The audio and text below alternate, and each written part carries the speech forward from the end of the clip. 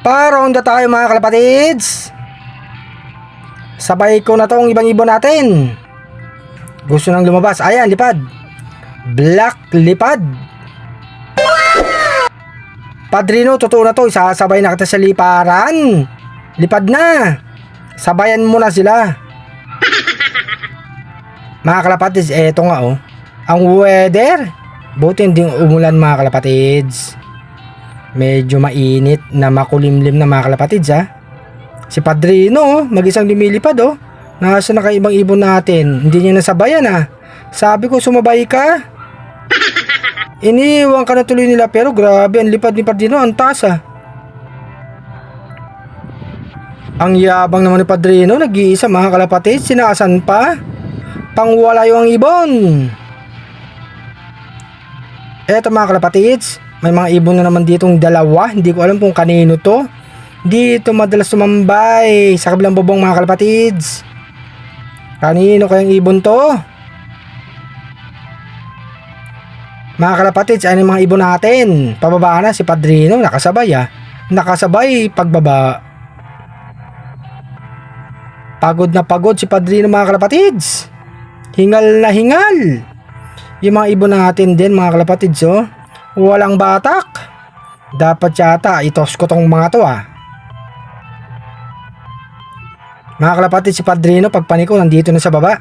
Si Black naman pumasok sa malaking kulungan sa Flyers Loop. Diyan ka na naman pumasok. Hindi mo kulungan yan. Eto mga kalapatids, patukan na tayo. Anong oras na? Lagay na natin sa loob. Si Padrino at si Black pinasok ko na mga kalapatids. Diyan na sila sa loob, papakainin natin. Eto mga kalapatids, nagpatukan na tayo. Yung kakulin ni Padrino tumutuka na mga kalapatids. Yung isa hindi pa. Mamaya susubukan niya mga kalapatids.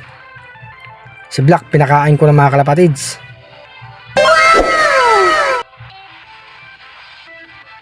Mga kalapatids, andyan na yung magparis oh. Papasok na yan yung isang hen. Nang unang pumasok, ayan, tumalo na mga kalapatids. Si RC Stiesel Bout, sumunod na mga kalapatids.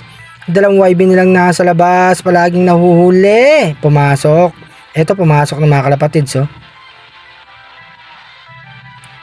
Tumutukan na yung magparis mga kalapatids. Mga kondisyon ibon naman sila mga kalapatids. Hindi sila nagkakasakit. Eto naman yung dalawa. Palagi nilang nahuli. Painom na tayo dito sa magparis mga kalapatids. Plain water. Tapos kay Padrino. Yung isa umiinom na mga kalapatids oh. Yung isa dyan susubuan yan mga kalapatids. Padrino pa. Magaling mag-alaga ng mga anak mga kalapatids. Ayun na nga, sinubuan ng mga kalapatids. Antindi mo talaga poging ibon.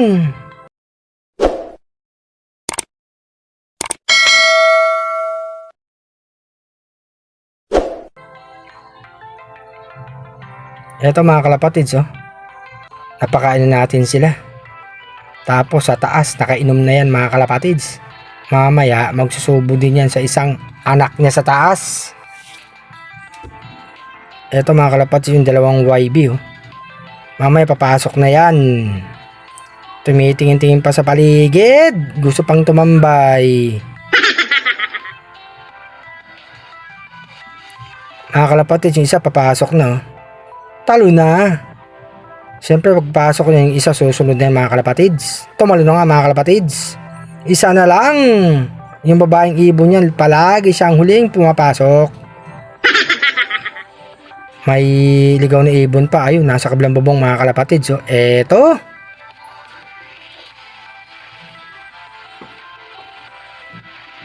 Mga kalapatids, yung isang YB tatalo na yan.